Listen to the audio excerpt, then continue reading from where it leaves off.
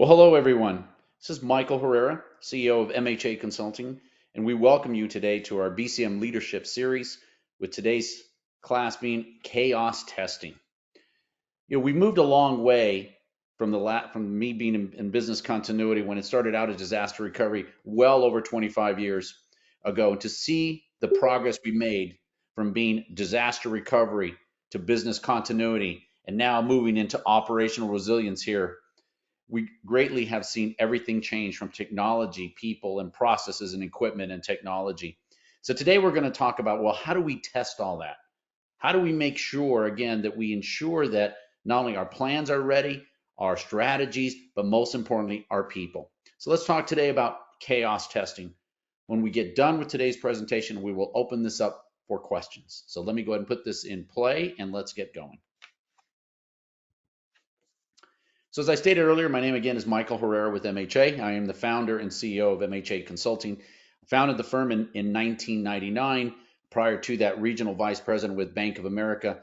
And 24 years later, now MHA has become a leader, very well known across the globe as a boutique BC firm. We work everywhere from, of course, across the US to Asia, Pacific, Middle East, and the UK.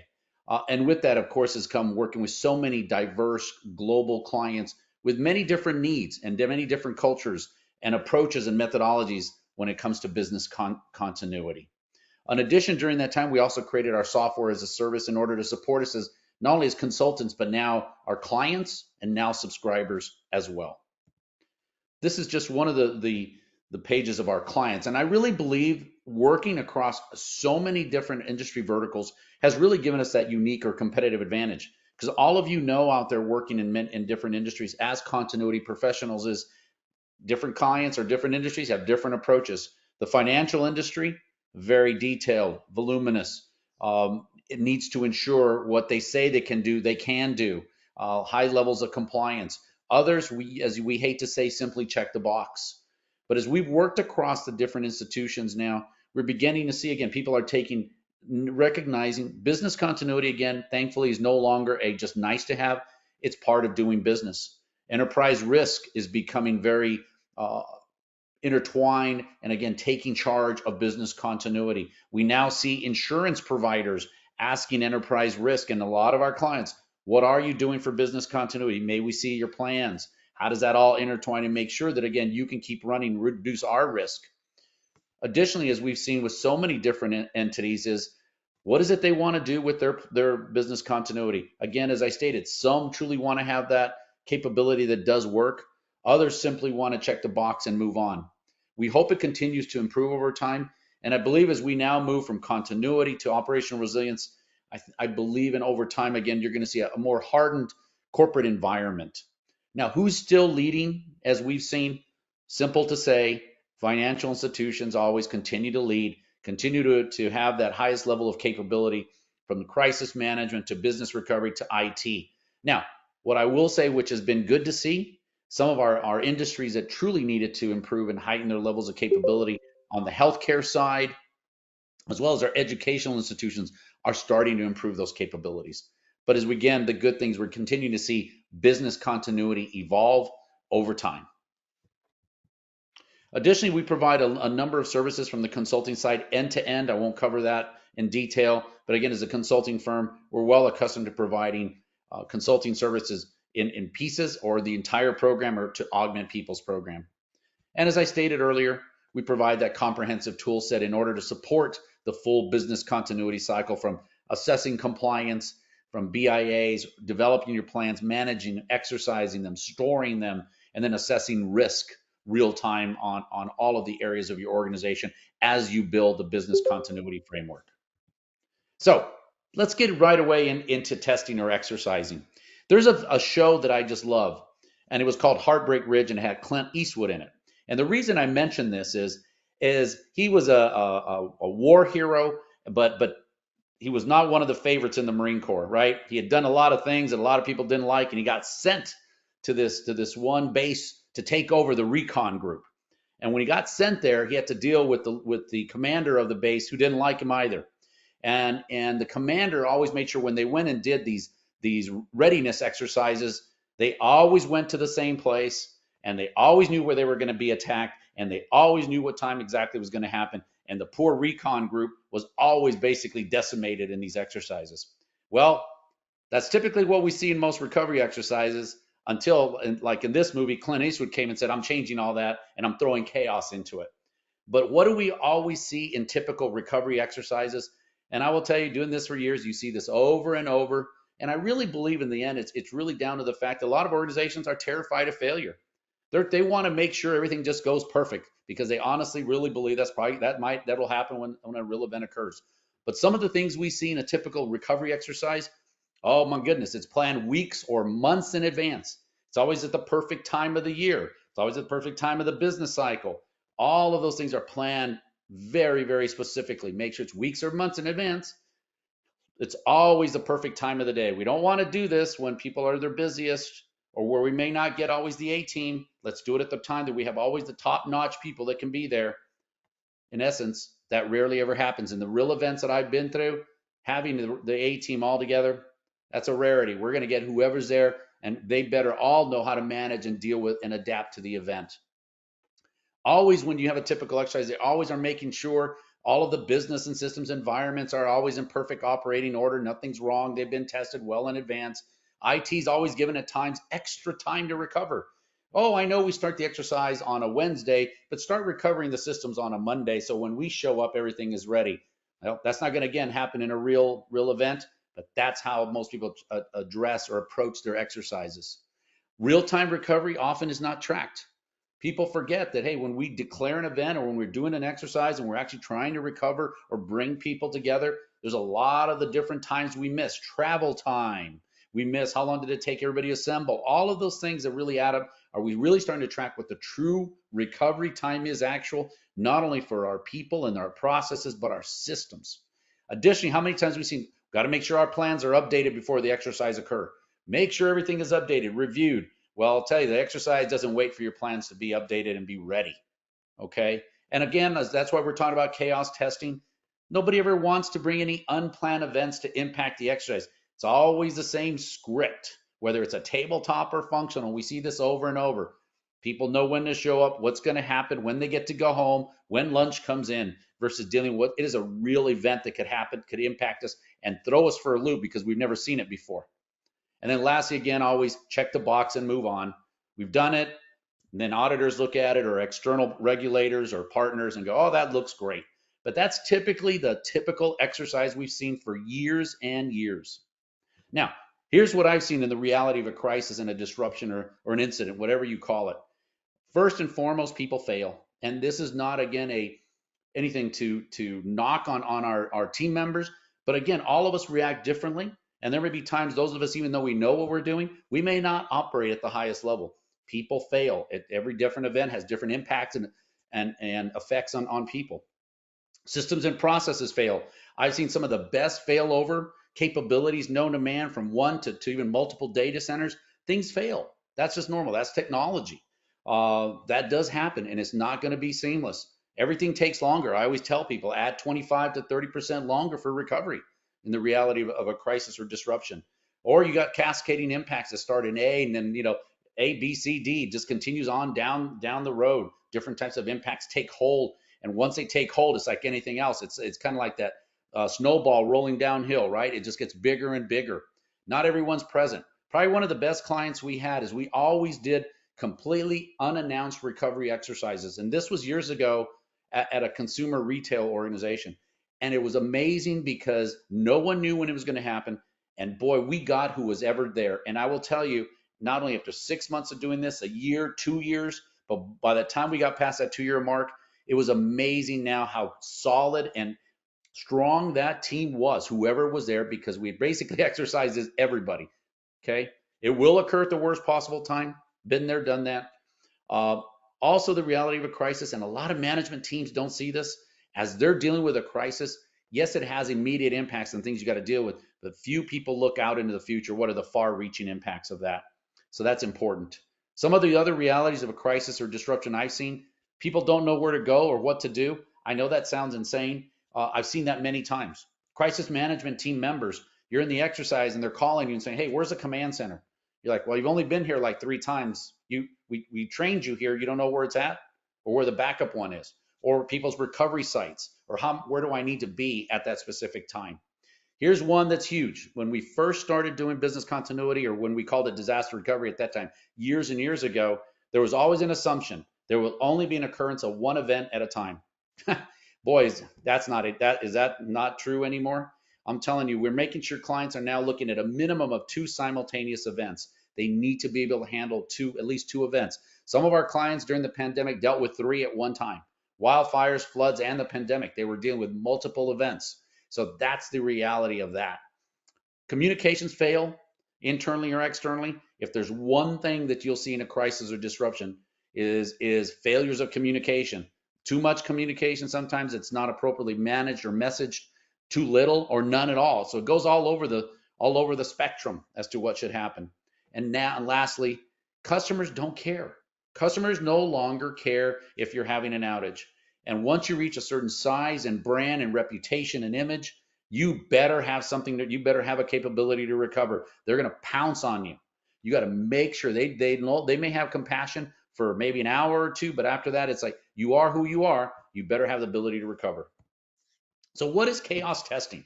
So chaos testing is really started in IT. So if you look at like gremlin testing, you look at these other groups that have started chaos testing. And chaos testing, it is a highly disciplined approach.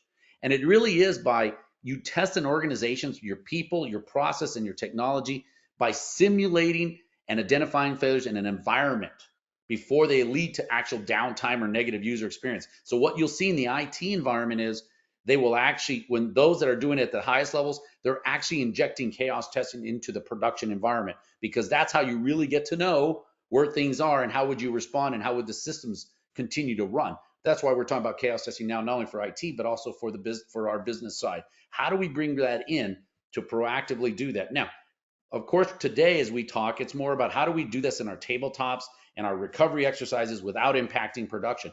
Over time, you do want to get to that point because it'll truly prove where you're at. But still, chaos testing gets rid of the old ways we've been doing testing, where everything is scripted. It's the same scenarios where we never inject anything that could be of a chaotic nature that suddenly people look at themselves and go, I have no clue how we'd manage that. And that's where we want to get to. And I will tell you this, some of the people, when I did this seminar at DRJ, some people were like, well, they raised their hand and said, I don't know if our people would like this. Some people said they would, some people may just get up and walk out. Actually, what we found when we've done this, people that you work with each and every day, where there's technology on the business side, they love to be challenged. And it's amazing how they when you throw solid chaos testing injects or different scenarios at them, they really are up to the challenge. They really want to know, could they do it? Could they not? So I'm going to tell you right now, from what we've seen, people want to be exercised. They want to be exercised to the highest level because they really do want to recover. So that's important. So chaos testing is made up of 5 key principles, all right? And we're going to talk about this. First of all, you got to make sure that very importantly, your system works and you have a steady state. So we're going to talk about is chaos testing for everybody. It's not necessary for everybody. You want to make sure you have a stable IT environment if you're using it there, and most definitely a stable business environment from a business continuity and IT disaster recovery. If you're just starting your business continuity programs, or they're still in their novice to intermediate, may not be for you because you may cause issues. You want to be able to build that framework so you have some sort of steady state you feel comfortable with, that it's ready. It's ready to start now being challenged to a new level. Okay. Now you got to make sure too, as you have that steady state in your systems, you got to make sure that steady state's going to hold while you're doing this, especially if you ever get to the point you're doing this in a production environment. Now, we do have one client that's doing this, starting to move this into production. You got to be careful and you got to make sure everybody's ready, because again, there are risks in doing that. Okay. You want to ensure minimal impact to your users. That's why, as you define the steady state, you make sure things can hold up. You then make sure, again, we're going to minimize impact to you, especially if you're doing it in a production environment. So that's key. But even if you're actually doing it in a test area or test environment, again, you want to make sure that whatever you're doing will not impact your actual production environment as well. So as you do those 3 things, you move up to introducing the chaos, which we'll talk about. How do I inject specific events that's going to change how people think, challenge our plans, challenge our strategies, and require people to truly adapt.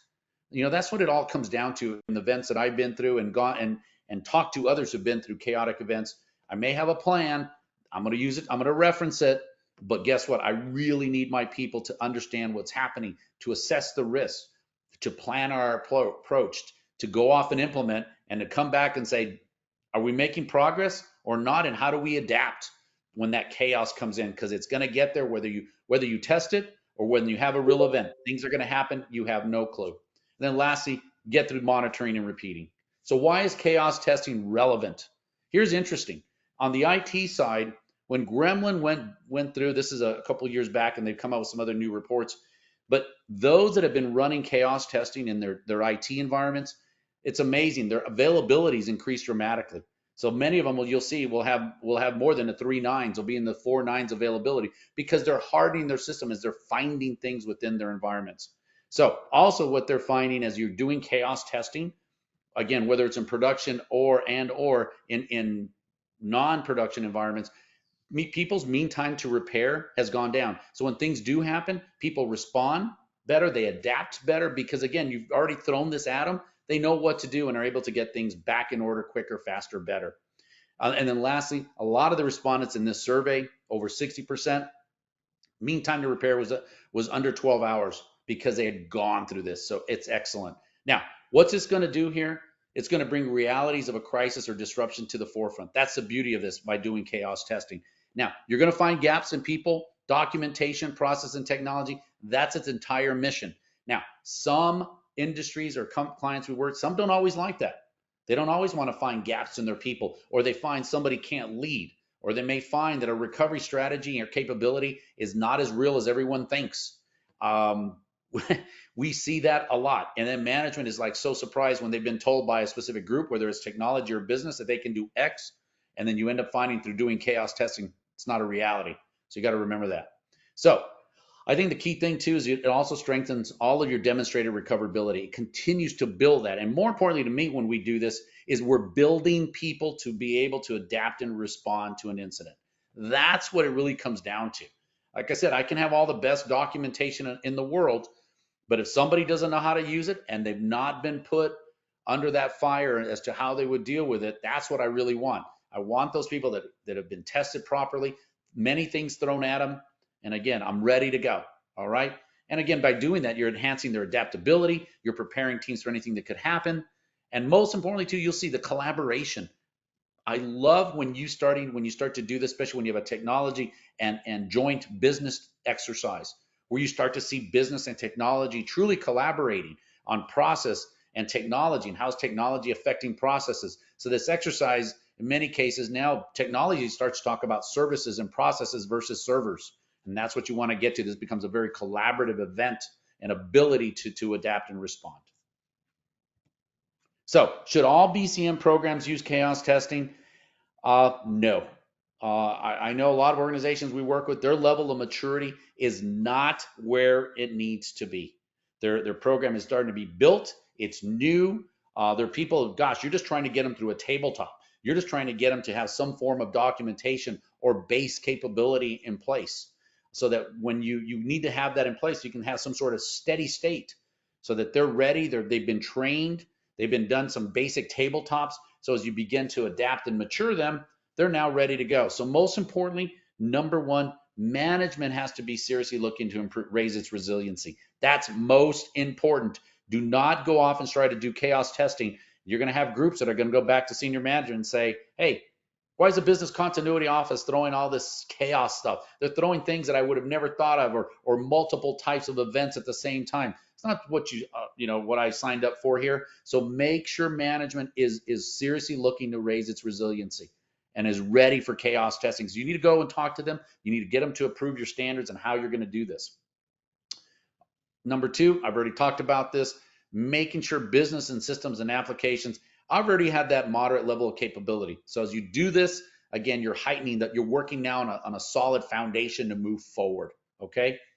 Now, number three, as we stated earlier, by them looking to raise resiliency, they're now prepared for unique disruptions to be injected. They're ready for that during the exercises. I've been doing this for so long.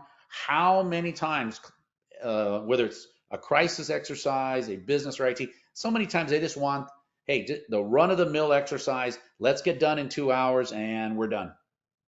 Well, with chaos testing, that's not what's going to happen. There's not going to be a lot of run of the mill events. You're going to be throwing things in that are going to change a lot of the ways they have to recover or adjust or adapt. So, man, they have to be really ready for that. And you don't want people raising their hand from a senior level saying, oh, that would never happen. You want people to work through these events. Okay. So that's important. And then also number 5, their testing standards need to be enhanced. I would just want some business continuity programs to have standards alone, let alone testing standards for chaos testing. So it's going to be really important too as you build your chaos testing program that not only you have your policy, but you also have your standard, your testing standard that addresses chaos testing. How is it going to be implemented? Because you might have different tiers of testing. You're going to have your day-to-day testing, and then you may have we always have a section for chaos testing. What does that mean, and how am I going to implement it? And then lastly, because when you do chaos testing and you're going to start to be testing and with many different injects or events simultaneously, you need them to really be committed to correcting the gaps, because you will be finding gaps, whether it's in people, process, or technology. Okay, standards. Like I said, you don't want to go off and just say, you know what, I'm going to go out there and I'm going to start throwing things at people during the exercise, whether it's business or technology. I'm going to say, hey, we've just lost 30% of your people, or you've had this secondary event while you're in the midst of recovery. You don't want to just start doing it. You want to have some approach and methodology and build a set of standards that says, this is why I'm implementing chaos testing. This is how I'm adding it to our testing matrix and what it's going to entail. Okay. So you're going to make sure that you put this in place ahead of time and then have management review, right? So you're going to want to go ahead and say, okay, we're going to do this. This is why we're thoughtfully going to be injecting failure into our people, processes, and technology. So overall, we can have a higher level of recoverability. You're also going to want to build a testing matrix. I'll show you that, where you're going to start to build your scenarios, your different events you're going to be able to add. So as you work across the spectrum of your groups, whether they're business or technology, you understand their maturity. You can then look at your matrix and say, this is how I'm going to throw different scenarios at them, 1, 2, or 3. So you're just going to figure out how in the world we're going to do this. By doing this in this testing standard, you have some thought process around it. Now, who needs to really do chaos testing? That's the other thing, right?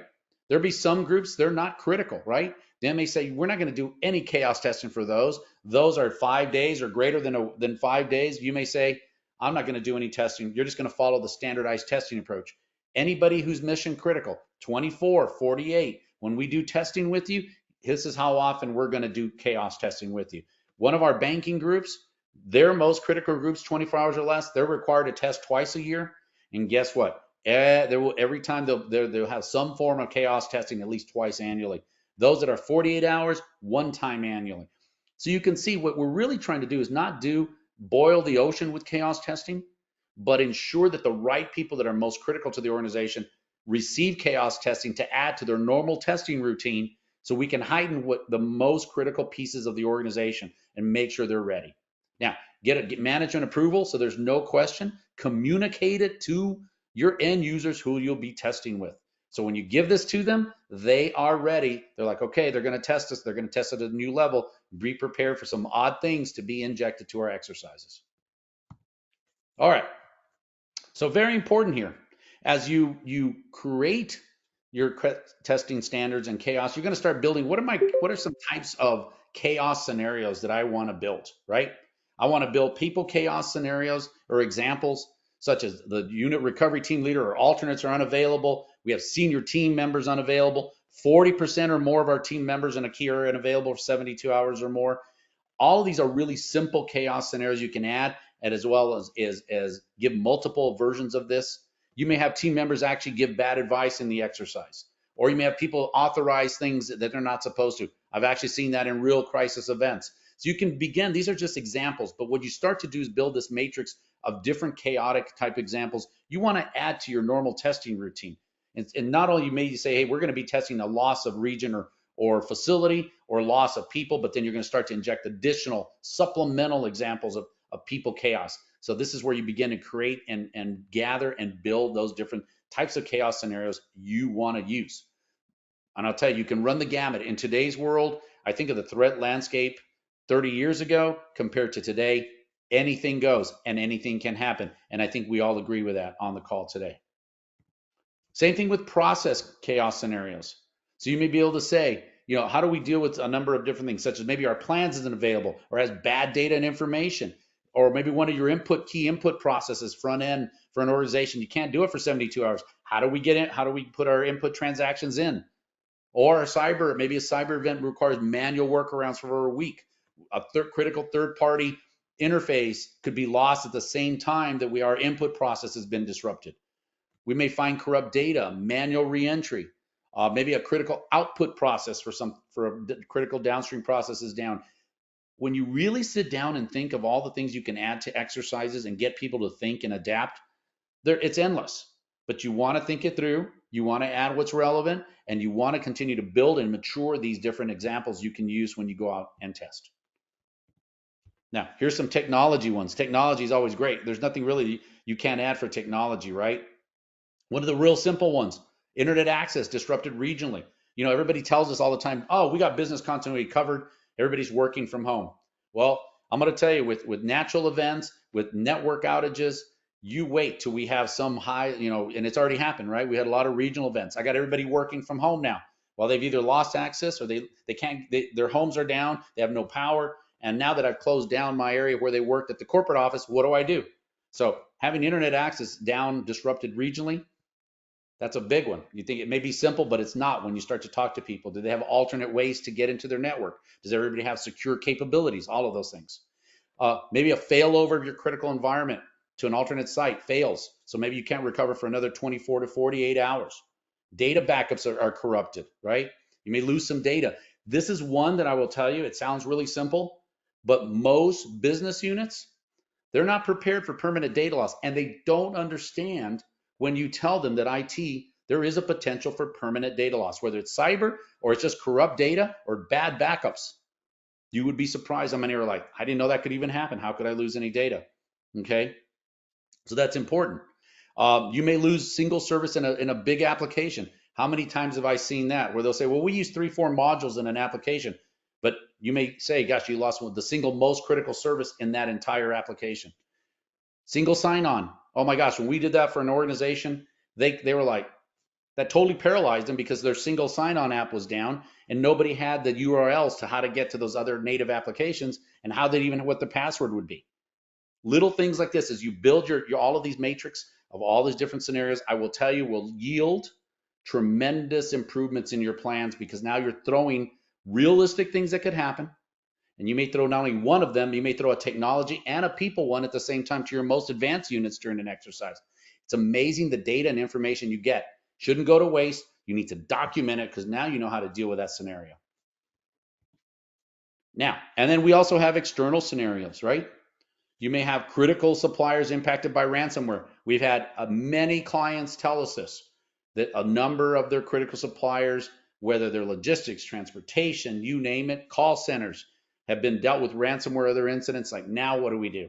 Because they become so critical to their business. Okay, all of these types of things. Critical suppliers suddenly goes out of business. Think of the banking industry. What happened with Silicon?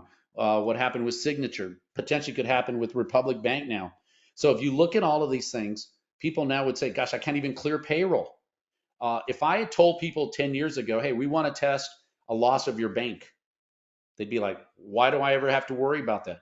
Yet we have clients that have one single bank that does all of their banking versus splitting it for some diversity.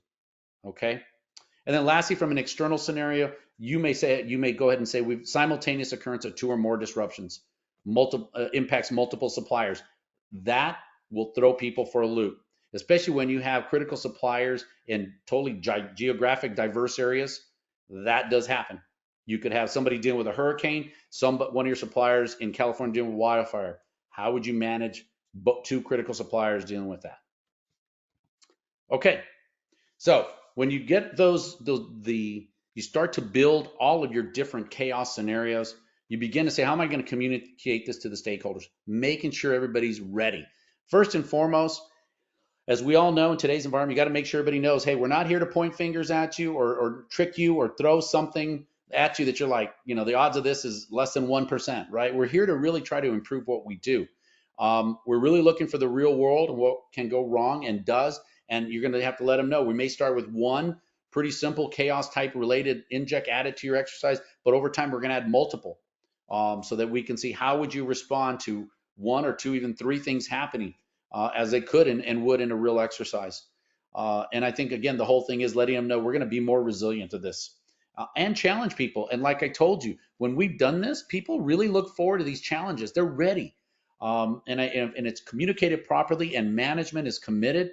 People really know, hey, they're not going to write me up for this. They're not going to say, well, Herrera didn't know what he was doing. We need to find someone else. It's like we threw something challenging. They did their best to adapt and came through with maybe not the perfect strategy or solution, but something, and it heightens their ability to adapt. Okay. So you can use chaos testing. You can communicate and say, hey, those of you that are doing tabletops, partial functional or fully functional, we're going to try to be, if you're critical enough, we're going to be using it across all of those types of exercises. And we want to seek, again, to do major gaps. And again, over time, what's the key thing of this? We really want to reduce risk in our critical people, our processes. That's its entire mission. And again, it's great when you do these and you find yourself saying, man, we really didn't know what we were doing on this one, but we figured out some steps. So if we look at it, we say, yeah, we may say we felt we failed, but we're going to improve over time. And it's amazing that you're like, in the end, a year, 2 years, 3 years down the road, you say, I don't know what else you could throw at us. We've already gone through most of it, if not all. Okay, so preparing for chaos testing. So in preparing and getting everybody for simulating potentially catastrophic events, it's key. How do I do this? So here's how you start your process. Number one, you got to form that hypothesis and ask yourself, what could go wrong? So you can see as I've started to build those different types of people, process, technology, supplier types, different of chaos events. Now, what's interesting about that, even though they may be each in a silo, it's amazing what could go wrong is one could easily affect people, will easily affect process, could affect technology, could affect suppliers. It all again could cascade. So that's the beauty of it. You got to form that hypothesis when you do this. What could go wrong? How then you got to plan that experiment. How can you recreate that problem, right? In a way that, again, by doing this in your exercises, so to make sure we don't affect production, and we minimize impact, right? And then, as we always say, when you start this, you want to minimize this blast radius as you're testing with your people, whether it's one business unit, two business units, and technology, or however you're testing. Start with the smallest. As they get better, you can move from a very small chaos inject to start to to 2 to 3 as they begin to advance and mature. Okay. Now, this is really important. Make sure to carefully observe the results. And that is key. Have observers to support you as you see people recovering. How are they different groups collaborating and responding as you throw maybe you throw a chaos scenario at one group that you realize, I didn't realize it was going to affect every other group that quickly, that fast. So you want to see how everybody deals with it. Do some groups just sit there and are paralyzed? Are others very much looking at it and dissecting it and trying to figure out a way? Is technology coming up with workarounds? So you want to really, when you run this, you really want to see how people do. And you want to make sure they document their steps on how they would respond. Okay. Now, the great thing is when you do this, when you really want to say, gosh, we found something, it's celebrating it versus saying, oh my gosh, man, I didn't know we were that bad, versus saying, gosh, we threw things at them and guess what? We found something we need to work on. And it's amazing how good that'll make you feel like, well, we kind of know if that happened, we got a way to work around it. Okay. So after that, again, you're done. So this is the approach you use as you go through your testing with your different groups. You created those individual chaos type scenarios by people, process, technology, and suppliers. You've created standards, you've communicated. So now you have a way, and a standardized way to inject this into your current testing routine. And as you can see here, you can begin to build these different testing scenarios matrix, and these testing scenario matrix are going to get bigger over time. Because I guarantee what we've seen, this is the great thing we've seen as we've done this.